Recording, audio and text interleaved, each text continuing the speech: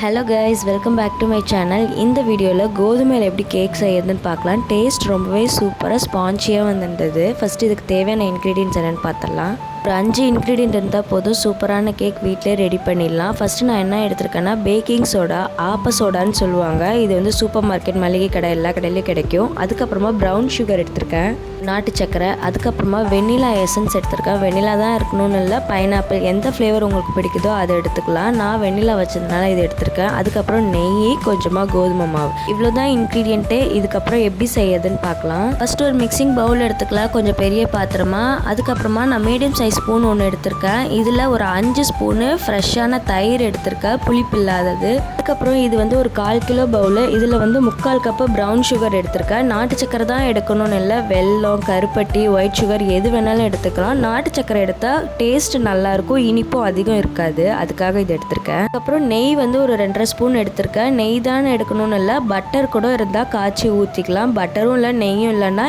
எண்ணெயே ஒரு 3 ஸ்பூனுக்கு எடுத்துக்கலாம். அதுக்கப்புறமா 1 கப் கோதுமை மாவு எடுத்திருக்கேன்.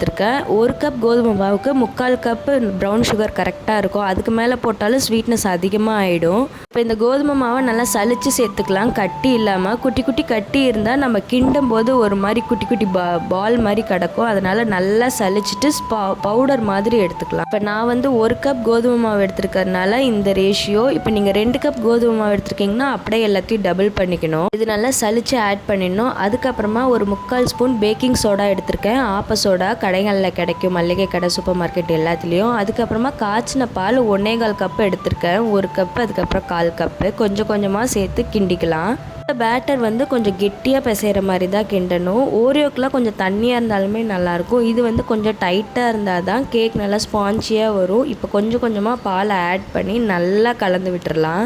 கொஞ்சம் கொஞ்சமாக பால் ஆட் பண்ணால் நம்ம கிண்டும் போது நமக்கு கை வலிக்காது. பால் ரேஷியோவும் நமக்கு தெரியும், ரொம்ப தண்ணி ஆகாத, டைட்டாக பிசைகிற மாதிரி.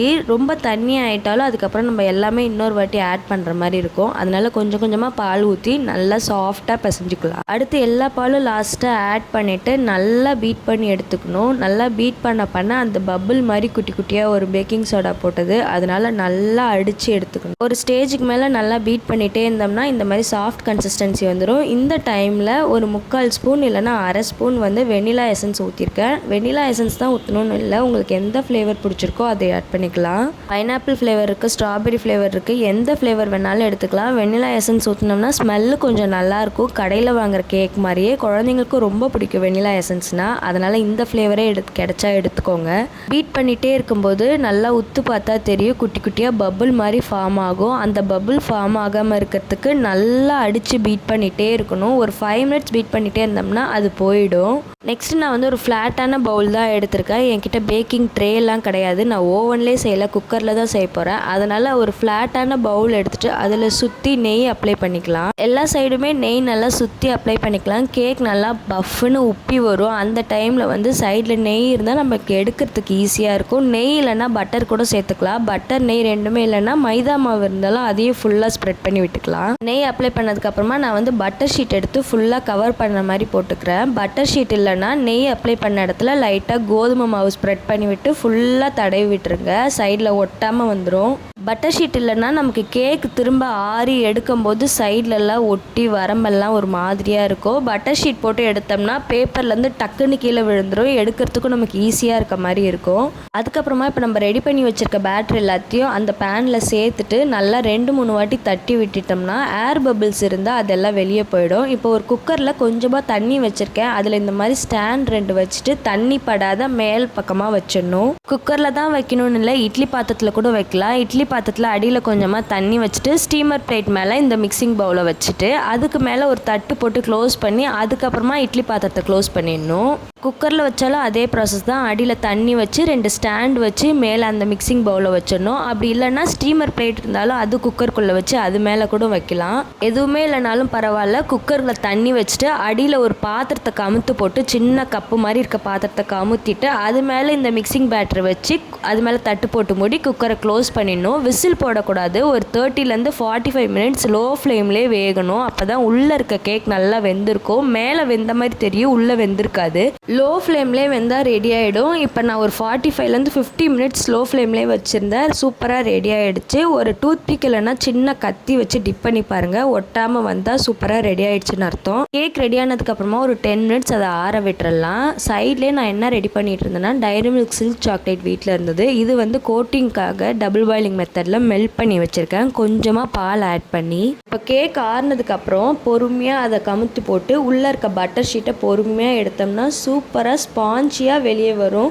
நம்ம அதுவே வந்து மைதா இல்லைன்னா கோதுமை ஆட் பண்ணி அதை எடுத்துருந்தோம்னா சைடில் வரம்பை வந்து கொஞ்சம் குத்தி விடுற மாதிரி இருக்கும். பட்டர் ஷீட்னால் டக்குன்னு எடுத்துடலாம்.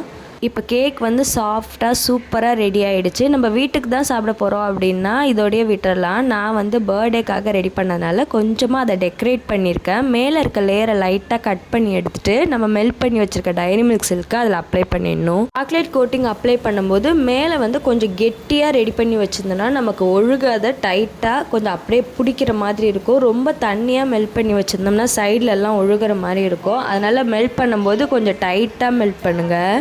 கேக்கில் நான் மேலே மட்டும் தான் அப்ளை பண்ணலான்னு நினச்சேன். அப்புறம் சைட்லேயும் சரி அப்ளை பண்ணிடலான்னு சொல்லி சுற்றி எல்லா பக்கமுமே அந்த கோட்டிங்கே ரெடி பண்ணி ஃபுல்லாக சாக்லேட்டே அப்ளை பண்ணிட்டேன். கேக் பார்க்கறதுக்கே நல்லா இருந்துச்சு. டைரி மில்க் சாக்லேட் தான் வாங்கி ரெடி பண்ணணும்னு இல்லை, மில்கி பார் சாக்லேட்டும் வாங்கி அதே மாதிரி டபுள் பாயிலிங் மெத்தட் வச்சு ஃபுல்லாக ஸ்ப்ரெட் பண்ணி அப்ளை பண்ணோம்னா அதுவும் கேக் பார்க்கறதுக்கு சூப்பராக இருக்கும். ஃபைனலாக நான் எப்படி ரெடி பண்ணியிருந்தேன்னா வீட்டில் கேஷ்யூ இருந்துச்சு, அதை அப்படியே மேலே குட்டி குட்டியாக கட் பண்ணி மேலே அப்படியே ஸ்ப்ரெட் பண்ணாலும் சரி நான் ஒன்று ஒன்றா வச்சேன். பார்க்கறதுக்கே சூப்பராக இருந்தது. கேக்கு டேஸ்ட்டும் அவ்வளோ செம்மையாக வந்திருந்தது. நான் வந்து அடியில் இருக்க ட்ரேலே வச்சு கேக் கட் பண்ணிடலான்னு இதிலே வச்சுட்டேன். நீங்கள் வேறு பிளேட்டில் மாற்றுறீங்கன்னா ஃபஸ்ட்டே நீங்கள் கேக் குக்கர்லேருந்து எடுக்கும் போதே அதை வேறு பிளேட்டில் வச்சு அதுக்கப்புறமா டெக்கரேட் பண்ணுங்கள். நம்ம டெக்கரேட் பண்ணதுக்கப்புறம் கேக் எடுக்க முடியாது. இதோட ஃபைனலுக்கு வந்தாச்சு. கேக் வந்து சாஃப்ட் அண்ட் ஸ்பான்ச்சியாக வந்தது. டேஸ்ட்டும் கரெக்டாக இருந்தது. மெஷர்மெண்ட்ஸ்லாம் நம்ம கரெக்டாக போட்டால் கேக்கோட டேஸ்ட்டு கரெக்டாக வரும். ஒரு வாட்டி ட்ரை பண்ணி பார்த்துட்டு கமெண்ட்டில் எப்படி வந்ததுன்னு சொல்லுங்கள். இன்னொரு வீடியோவில் பார்க்கலாம். பாய்.